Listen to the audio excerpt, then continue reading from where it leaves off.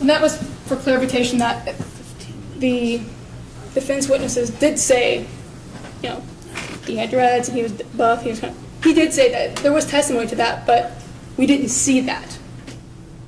We're not given a picture. We don't know. We have to believe them. Don't be distracted by the smoke and mirrors the defense is trying to give you. You heard the Officer Miller testify. This is the guy who was just coming home from work. When he responded to the scene, there was some glass from the beer bottle there. That glass from the beer bottle, there was never any claim that anyone else was cut other than Marcus.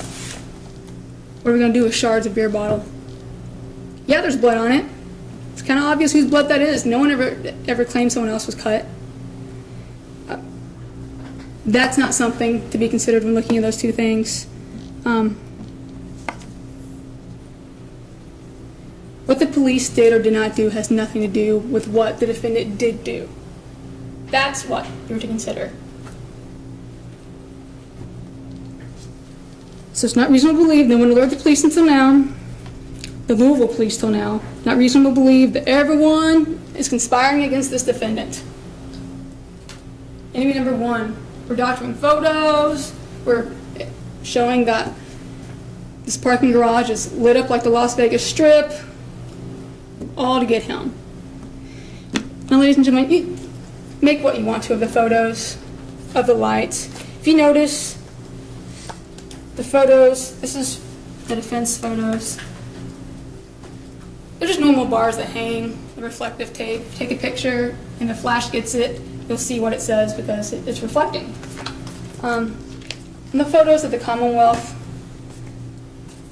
it's marked. Many of these photos you'll notice that the exit is not really, this is exhibit, I think I wrote 7. I can't really read my writing. You'll see that, you can see the exit sign, but it's not really, it doesn't have that reflection on it, meaning a flash wasn't used. If you don't use a flash on the outside, then it wouldn't have reached in the garage no matter what kind of flash we had. So it wasn't used just to show you what it looked like. You can see in some pictures, a flash was used. Those are the pictures where it appears a little darker. It's on how you take a photo. No one has testified that this was a dark lit cave. No one's testified that it's all that bright. It is what it is. Everyone has testified that they could see. This photo, when you look at this photo of the area that it happened, I think it looks bright enough to see. I don't think it is unlike any other parking garage. You all will be the ultimate judge of that. It's not reasonable to believe that Rachel's making this up. Michael Caldwell, he doesn't have a dog in this fight. He came in here to lie.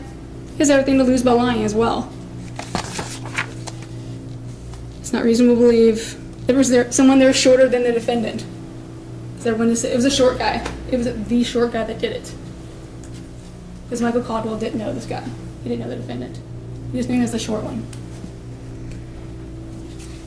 The defense has admitted what they cannot afford to deny and denied what they cannot afford to admit. It's a little bit of a tongue twister and riddle, but there's too much that's putting the defendant there that night. So you have to concede that. Can't take away the fact I was there. But they have to deny that he's the one who did it. So it's this third guy that we know by twin, and we just happened to tell you guys today. Everyone has a right to a trial, and everyone has a right to put forth exculpatory evidence. But we don't have to believe everybody who gets up there to testify. The witnesses to the Commonwealth called gained nothing by lying. Rachel, Eric, Marcus, Michael, Detective Smith. Why's Detective Smith gonna lie? Why is Detective Smith gonna doctor photos? There's no reason that the defendant, and that Marcus had to hit the defendant. There's no reason that Marcus should have to be here today to show you the scars on his face and tell you what happened to him. He's a true victim in this case. Just looking for his friends. He was out there alone by himself. Pretty easy target. He was out there that night. The defendant was there with his friends. Marcus was alone. Marcus isn't a huge guy. He'd been drinking. Probably wasn't that big of a threat that night.